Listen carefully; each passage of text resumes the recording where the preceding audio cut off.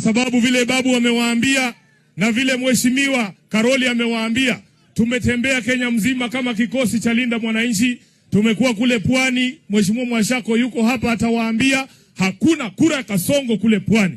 Tumeenda mpaka Nakuru, tumeingia Umasaini, tumekuwa Kisii na hawa kina Kibagendi, tumekuwa kule Western, hakuna kura ya kasongo mahali popote. Sasa wanatuambia hapa ati ndio stronghold ya kasongo.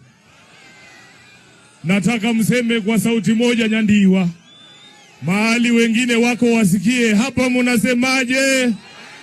Kasongo, kasongo, kasongo. Aende asiende, aende asiende. Mimi nataka mjue shida zangu zote ndani ya chama cha ODM zilianza siku ile polisi walitoka Nairobi wakakuja hapa Homa Bay, wakachukua kijana mdogo anaitwa Albert Ojwang, mnamjua hamumjui, wakampeleka kwa cell, wakapiga yeye huko mpaka wakaua. Mimi nikasema tulikuwa tumeandikisha mkataba na chama cha UDA kwamba mauaji ya kiolela ya vijana itasimama. Siku ile waliua Albert Ojwang, nikasema hiyo ndio mwisho ya uhusiano wangu na hii serikali dhalimu ya UDA.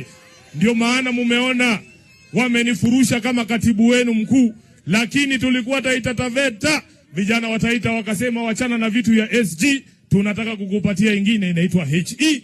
Munaniona vizuri? Hiyo HE si inatoshana tu na mimi.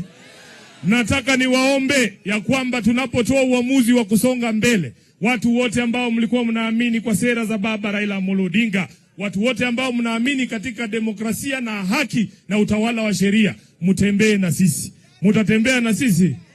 Mutatembea na sisi?